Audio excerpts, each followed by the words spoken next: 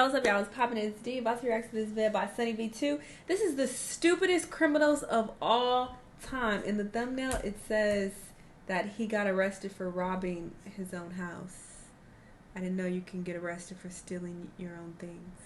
Anyway, let's see what's in this vid. Let's watch. In 2009, Matthew McNally and Joey Miller robbed a home in Iowa using masks drawn onto their faces with permanent black marker. Whilst on the run, the two discovered that permanent black marker doesn't rub off easily, leading to their simple arrest and embarrassingly stupid mugshots. However, these two still look like geniuses in comparison to some of the other idiots we'll be talking about as we discuss the stupidest criminals of all time. Take for example MacArthur Wheeler, who robbed two banks in broad daylight as he thought that pouring lemon juice on his face would make him invisible to cameras. When shown the bank surveillance footage, Wheeler refused to believe that he was visible, stating to officers, "But I wore the juice," believing that as long as he didn't come near a heat source, he should have been completely invisible. Police concluded the Wheeler was not crazy or on drugs, just incredibly mistaken, with the lemon juice mistake eventually costing Wheeler a 24.5-year prison sentence. However, if we're on the topic of terrible disguises, then we can't go past Dennis Hawkins, whose disguise as an old lady wasn't much better.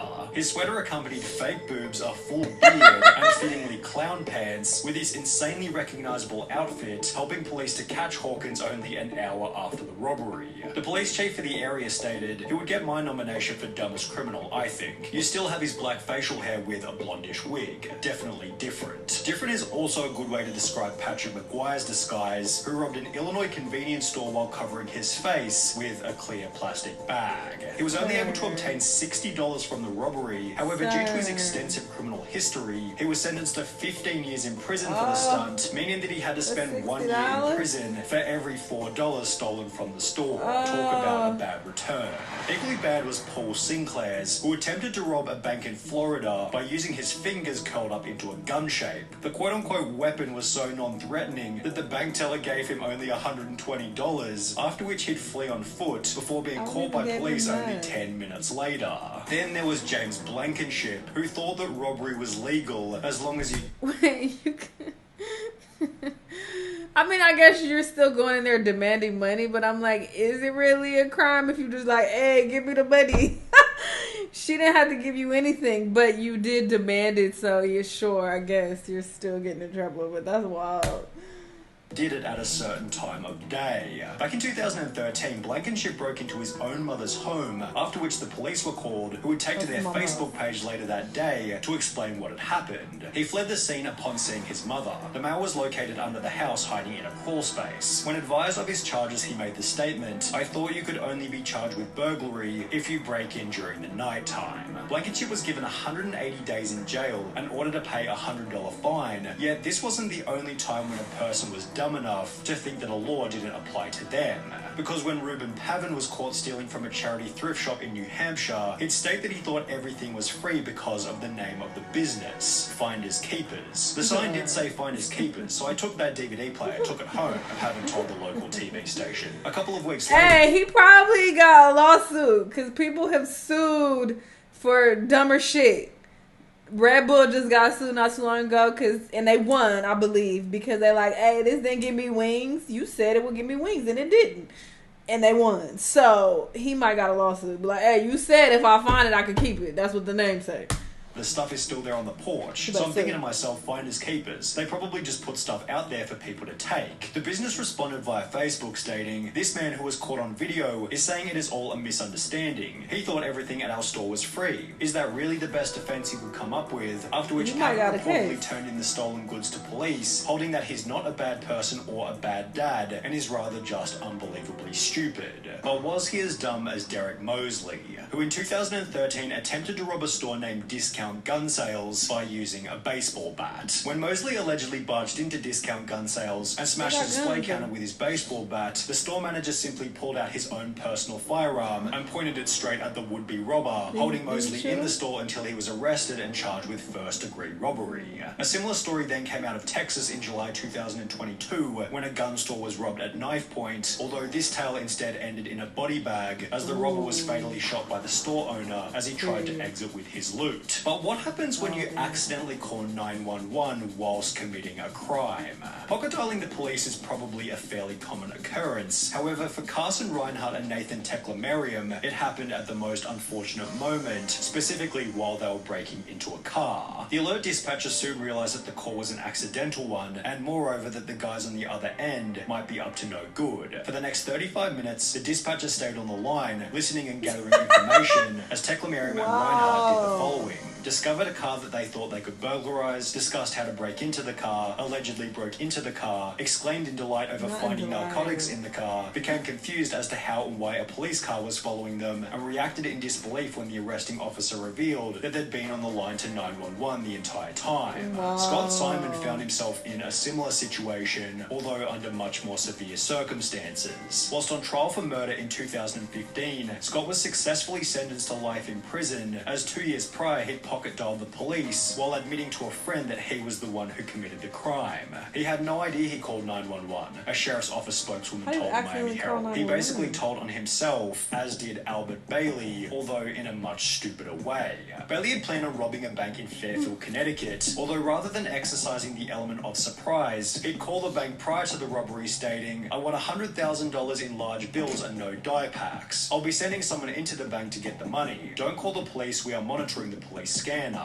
Prior to making this phone call, Bailey had already served 7 years in prison for a previous bank robbery. However, this new plan was equally ineffective, as after arriving at the bank to collect his cash, Bailey was locked inside, arrested, and sentenced to another 9 years in prison. Although, if he wanted to avoid this time behind bars, he could have had a chat with Tito and Amanda Watts, who got arrested in Florida for selling tickets to enter heaven at a price of $100. Tito Watts said in his police statement, "I don't care what the police say. The tickets are solid gold, and it was Jesus who gave them to me behind the KFC and said to sell them so I could get me some money to go to outer space. You should arrest Jesus because he's the one who if they're getting arrested for this, the people who are on those infomercials who sell that holy water, they need to go to jail too. The fuck? They got whole commercials fucking advertising that shit, and people actually pay for it. So they also need to go to jail.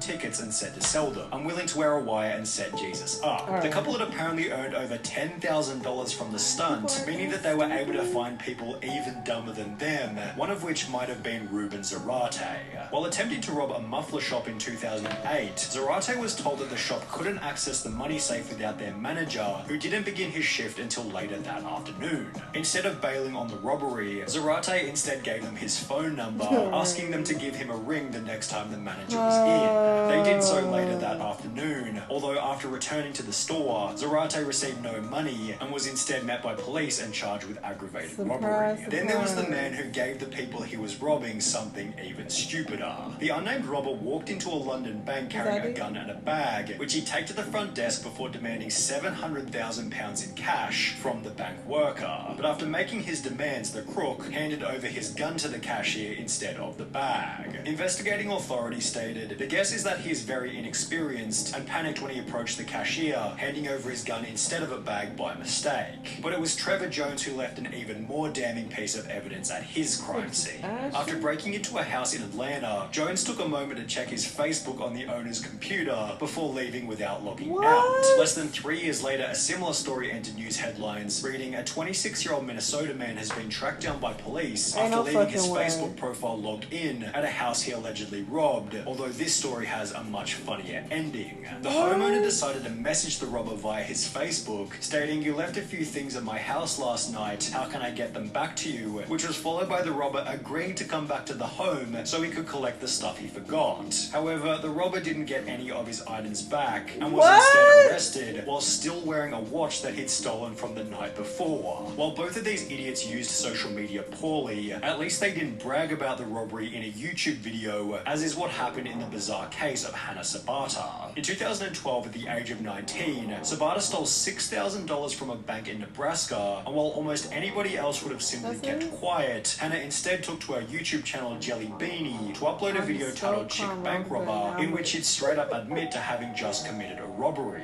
She'd then discuss her entire methodology for the crime, while showing the money and the amount that had been stolen, before concluding the video by describing the vehicle she had used and that it had its license plates removed.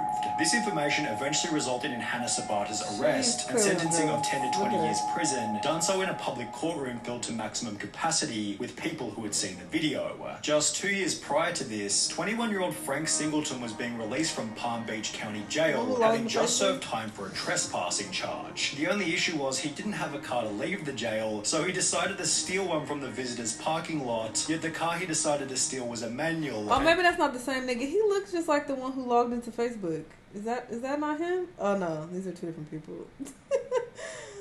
My bad, they look alike. He could only drive auto. Singleton sat in the car looking like an idiot before being arrested and sentenced to a further 6 years in prison, telling deputies that he tried to take the car because he didn't feel like walking to his home about 6 miles away. Although you may be sat here thinking that these criminals can't get any dumber, it's time to introduce 53-year-old Michael Anthony Fuller. While it's common knowledge that the US banknote doesn't go any higher than $100, Fuller had the genius idea to create a counterfeit $1 million note before trying to use it at his local Walmart. He loaded his cart with a vacuum cleaner, a microwave, and various other items totaling $472 before handing the $1 million note to the cashier, expecting $999,528 in change. Needless to say, Walmart wasn't able to facilitate this, and instead store staff called police. Fuller was later charged with attempting to obtain property by false pretense and uttering a forged instrument. These people are mentally fucking ill. Like, what? What? They trolling. They trolling in the game of life. Ain't no way. This is serious. What? What's wrong with you people? This is not real life. Like, what? I need to look up these cases because ain't no way. Y'all let me know what y'all think. Let me know what other videos you want to watch, and I'll see y'all in the next one. Bye.